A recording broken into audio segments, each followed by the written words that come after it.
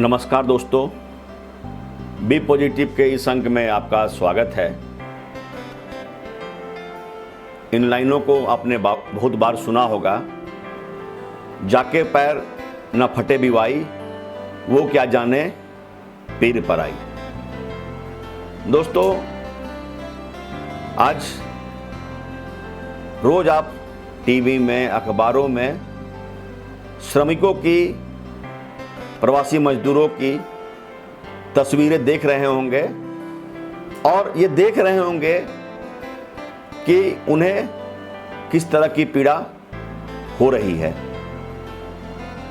मुझे ऐसा लगता है कि वो जो अंतहीन पीड़ा भुगत रहे हैं, इस पीड़ा को वही व्यक्ति महसूस कर सकता है जिसने कभी इस पीड़ा को देखा हो, उससे गुजरा हो या गुजर रहा हो।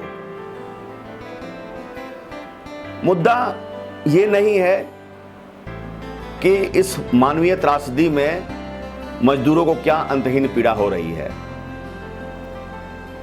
मुद्दा ये है कि पिछले 2 महीने के लॉकडाउन में आपने देखा होगा कि जब परेशानी का समय शुरू हुआ तो किस तरह से प्रारंभिक दिनों में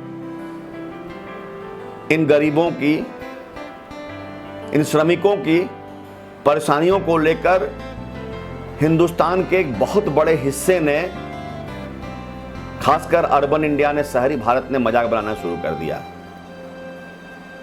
कोई कहता था कि उनके पास क्या कमी है। किसी के मुंह से मैंने सुना कि उन्हें बाहर जाना ही नहीं चाहिए था।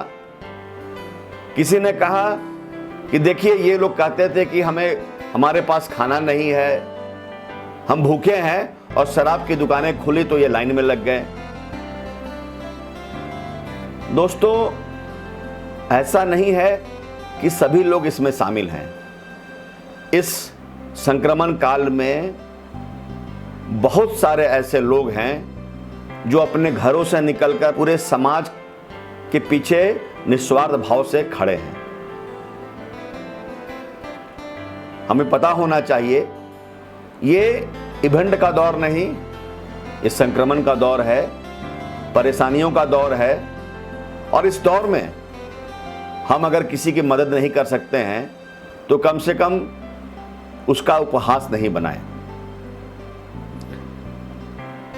और हमें यह भी समझना पड़ेगा कि जिस तरह से संक्रमण का एक चेन होता है, उसी तरह से परेशानियों का भी एक चेन है।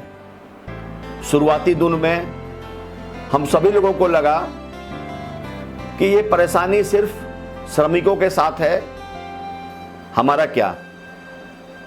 लेकिन जैसे जैसे वक्त गुजरने लगा, लोगों की रोजी रोजगार पर खतरा आने लगा, सैलरी कट होने लगे,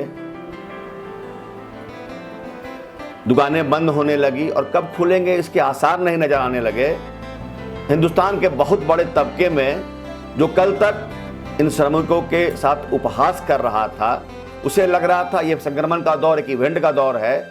उनके पेशानियों पर परेशानी साफ झलकने लगी। दोस्तों, ये मानव जीवन के सबसे बड़ी त्रासदियों में से एक है और इस दौर में जो बच गया, ये मानिए कि बहुत ही खुशकिस्मत है। और हम सब मिलकर एक दूसरे का साथ निभाएंगे तो निश्चित मानिए कि हम इस परेशानी से उबरेंगे और जिंदगी और बेहतर होगी।